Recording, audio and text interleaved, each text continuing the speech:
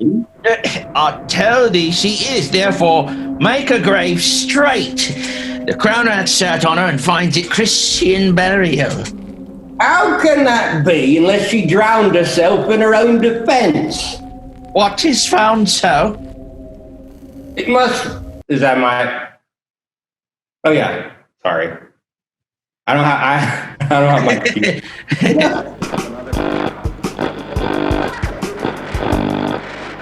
And now, back to our regularly scheduled programming.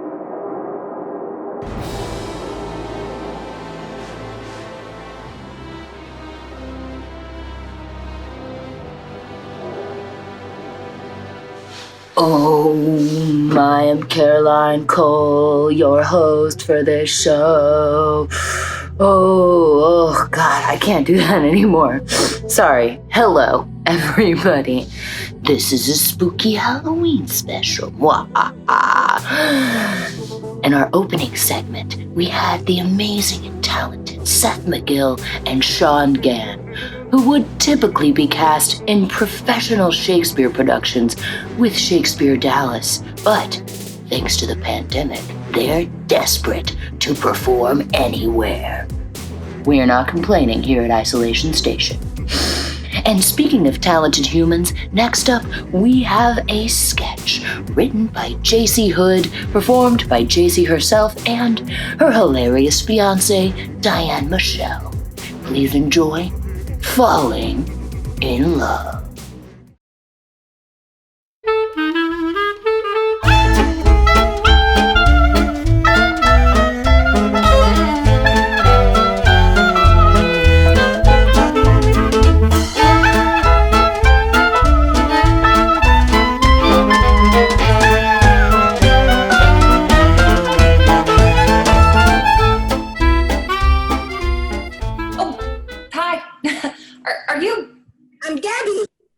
Professor's Gabriella, but everyone calls me Gabby. Well, except my grandma. She says the name accentuates the fact that I talk too much, which I do. I'll mute now. Oh, no. It's fine.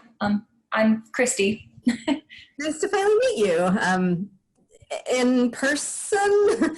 I'm sorry, dating right now is weird. I know, right? I mean, but look at the bright side. At least you don't have to wear pants now. I didn't think you could see that, but at least now I can show you my boxers say lazy ass. What you really... Oh my God, can't believe you did that. So, how was your day?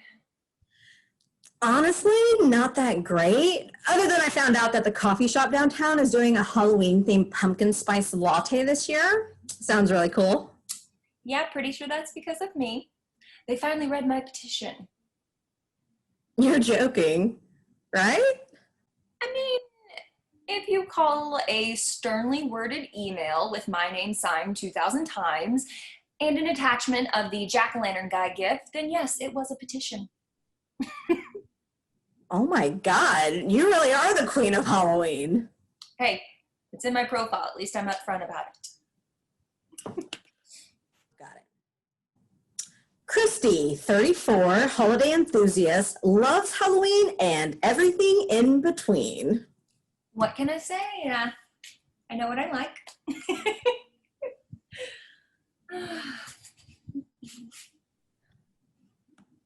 Oh, are you cold? No, I'm good. Oh, I just got this cloak today and I couldn't wait to try it on. You know, one of the best parts of fall. No, totally.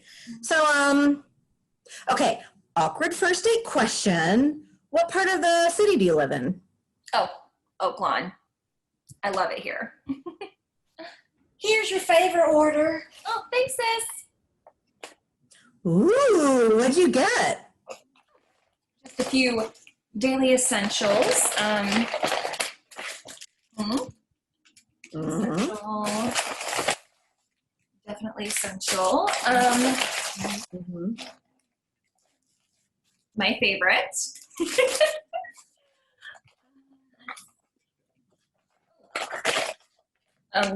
You don't you see that.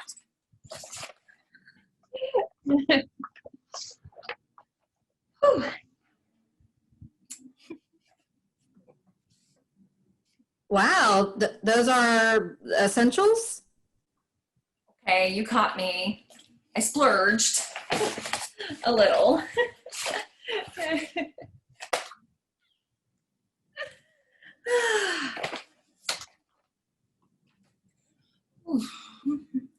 Oh, are you sure you're not cold? No. So, where do you work? Oh, I'm over in Deep Ellum. I work from home for a web development company. That's so neat. God, technology has always been my downfall. I had to have help just to set up my Tinder profile.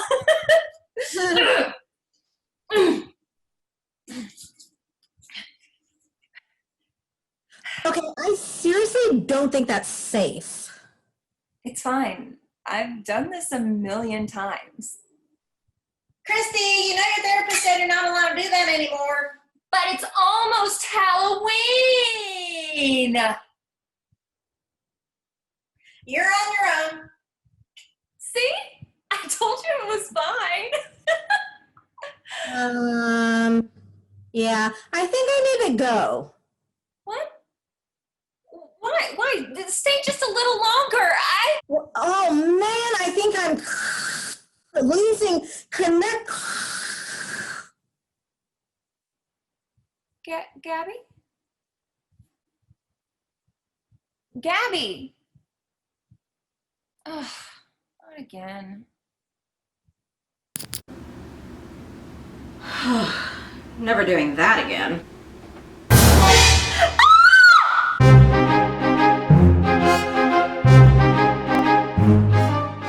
Run away, Diane. Run far away. Screaming! Next, we have Hannah Thompson and her extremely helpful tips on her wildly and surprisingly successful vlog.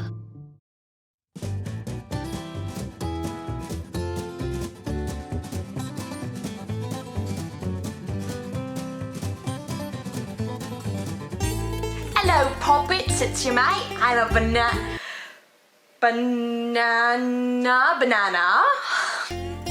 It's October, it's fall.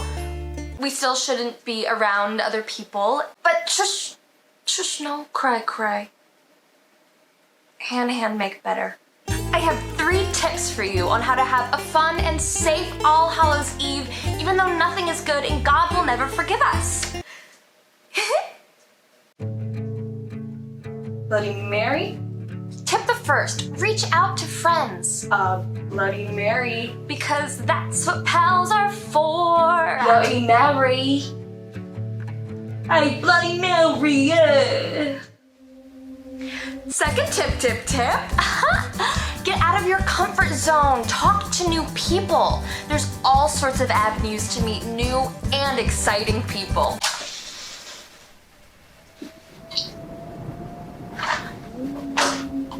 Is there someone here? What's your name? If you can hear me, please move this pencil. Please answer me. I'm so lonely. I'm so alone. It's 3. Just chill, relax, meditate.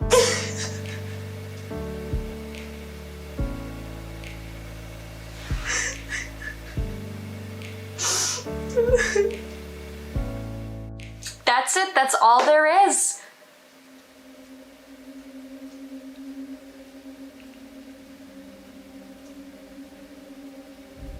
Is there anyone even out there? I follow all of the directions in the notes I find in my cereal boxes.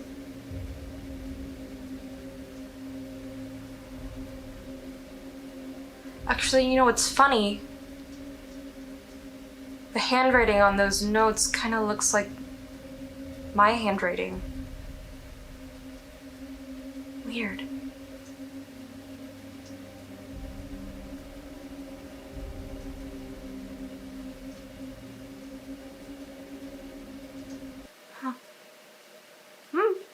Alright guys, smash that like button, hit subscribe, and if you're interested in some of my more risque content, go to the place in your hometown that fills you with the most dread and shed your blood there.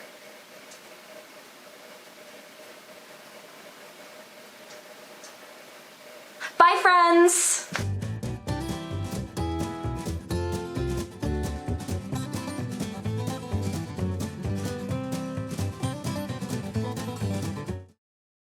No, this is fire. Stop. No, it's fire. You'll burn yourself. Go away. Go away. Thank you, Hannah. That was chilling. Dun dun dun. And now we have a truly chilling tale. A piece of classic prose. A short story by the original King of the Macabre, Edgar Allan Poe. Read by the deep and soothing tones of one of my favorite humans, Randy Aguebor. This is Shadow, a Parable. The year had been a year of terror, and of feelings more intense than terror for which there is no name upon the earth. For many prodigies and signs had taken place, and far and wide over sea and land, the black wings of the pestilence were spread abroad. To those, nevertheless, cunning in the stars, it was not unknown that the heavens wore an aspect of ill, and to me, the Greek oinos. Among others, it was evident that now had arrived the alternation of that 794th year when, at the entrance of Aries, the planet Jupiter is conjoined with the red ring of the terrible Saturnus. The peculiar spirit of the skies, if I mistake not greatly, made itself manifest not only in the physical orb of the earth, but in the souls, imaginations, and meditations of mankind. Over some flasks of the red Chian wine, within the walls of a noble hall in a dim city called Telemus, we sat at night, a company of 7, and to our chamber there was no entrance save by a lofty door of brass, and the door was fashioned by the artisan Corinos, and being of rare workmanship, was fastened from within. Black draperies, likewise, in the gloomy room shut out from our view the moon, the lurid stars, and the peopleless streets. But the boding and the memory of evil, they would not be so excluded.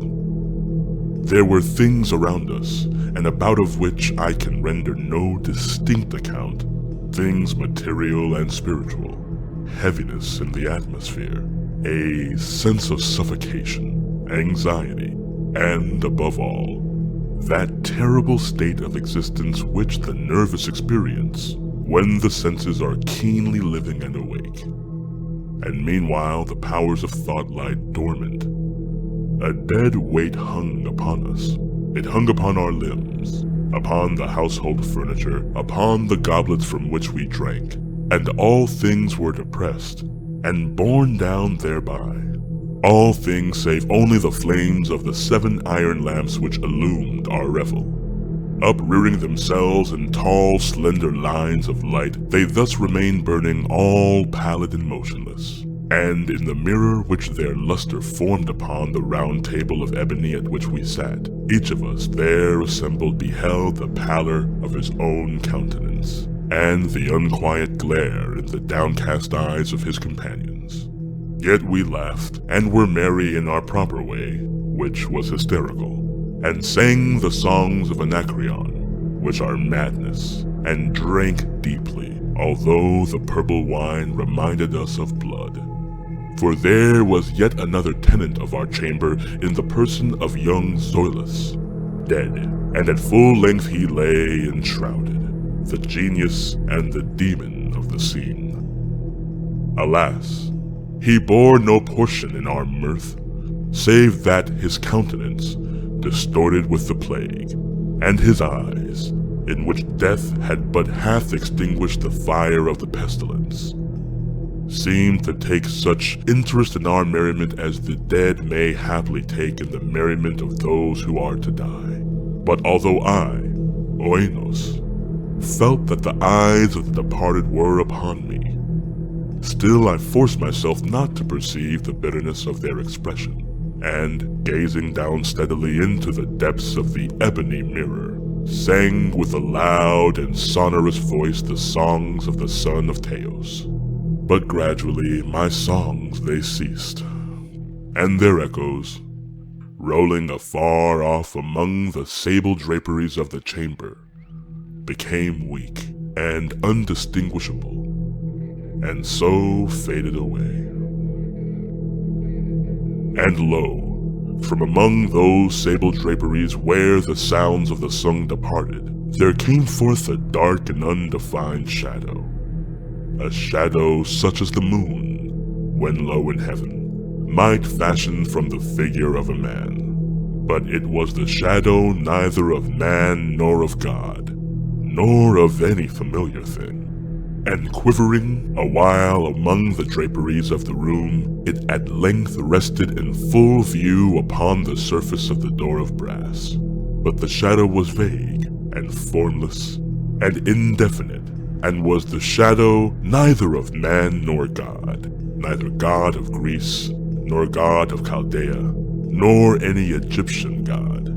And the shadow rested upon the brazen doorway, and under the arch of the entablature of the door, and moved not, nor spoke any word, but there became stationary, and remained. And the door whereupon the shadow rested was, if I remember aright, over against the feet of the young Zoilus enshrouded. But we, the seven there assembled, having seen the shadow as it came out from among the draperies, dared not steadily behold it, but cast down our eyes, and gazed continually into the depths of the mirror of ebony. And at length I, Oenos, speaking some low words, demanded of the shadow its dwelling and its appellation. And the shadow answered, I am Shadow, and my dwelling is near to the catacombs of Ptolemaeus, and hard by those dim plains of Helusion, which border upon the foul Charonian canal. And then did we, the seven, start from our seats in horror, and stand trembling and shuddering and aghast, for the tones in the voice of the shadow were not the tones of any one being, but of a multitude of beings, and, varying in their cadences from syllable to syllable, fell duskly upon our ears in the well-remembered and familiar accents of many thousand departed friends.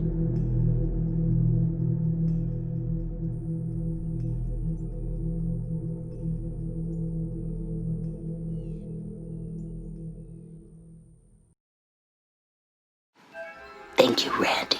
That was terrifying. Ah! Oh, wait, no. That's not how I want to end it. Oh, candlelight on my face. Yeah. Thank you, Randy. That was awesome. Oh, there's my dog in the background. Hold on. Next, we're switching gears, going into something a little more lighthearted by the hilarious and wonderful Natalie Borja. She has created a trailer for... You can tell that I didn't write this segment. Next, we have something by the talented writer and performer Natalie Borja. This is... God damn it. Hold on. Ooh, the lighting is cool down here. I'm not gonna get burned, don't worry. Next, we have something by the talented and hilarious Natalie Borja, writer and actor. She is showing us the preview, a trailer of her upcoming horror film, Goat Ghosts. Ba-dum.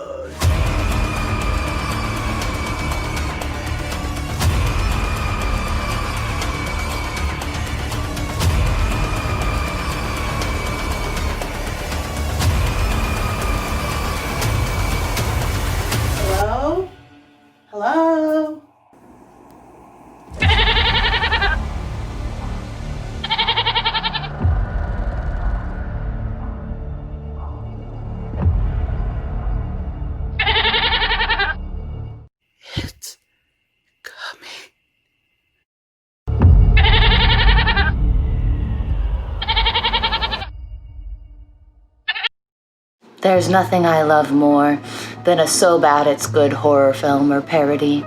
Y'all seen Troll 2? Mm-hmm. What about Butt Crack? Or Attack of the Killer Donuts? Streaming now on Amazon Prime. Nope, I moved my script too much, and now I can't see it.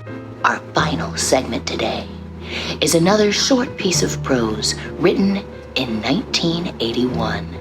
Author J.G. Ballard's mastery of dystopian fiction is hitting almost too close to home these days. Performed by the best-looking person I know, Chris Cole. Here are selections from J.G. Ballard's Hello, America. The first ominous signs of the decline and fall of America had become apparent as early as the middle years of the 20th century. Then, a few far-sighted scientists and politicians had warned that the world's energy resources, in particular its oil, coal, and natural gas, were being consumed at an ever-increasing rate that would exhaust all known reserves well within the lifetimes of their own grandchildren. Needless to say, these warnings were ignored. In 1999, the last barrel of crude oil was pumped from an American well. From then on, America was forced to rely on an increasingly scarce supply of imported oil, but the planet's main reserves in the Middle East and in the Soviet Union were themselves almost exhausted. The end came quickly.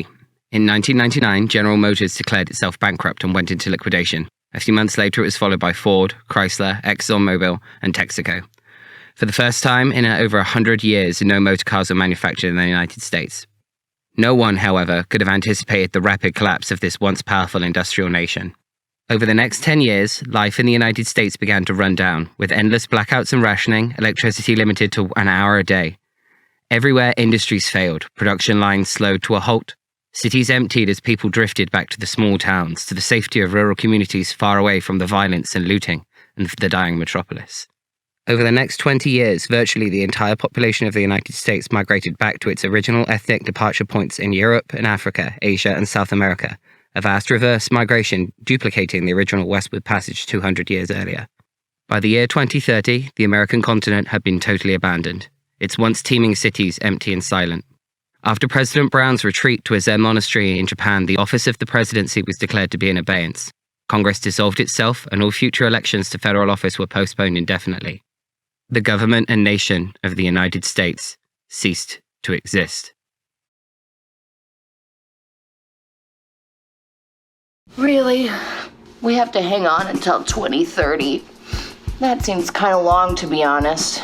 And I think these are only 6-hour candles. Until then, just keep rewatching this video.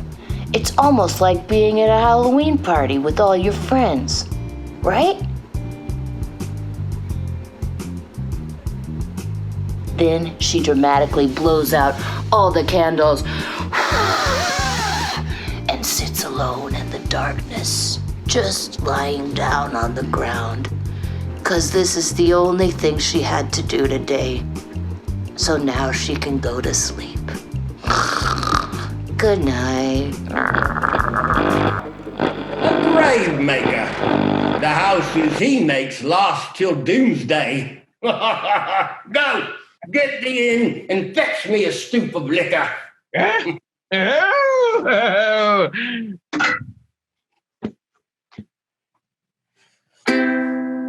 In youth when I did love me, thought it was very sweet. Took track all the time for nobody hold me. We thought our love was nothing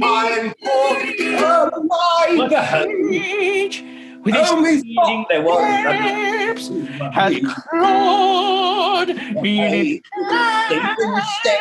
Lord me in to the as if I'd never been such. I have never been Spade, harder than these men. a spade for a shouting city.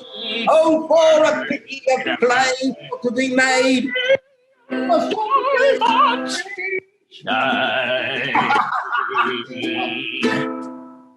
Yes, cudgel thy brains no more about it. I love you forever. I love you too, brother. Bruv, Brother. bruv, bruv, Bruv. brother.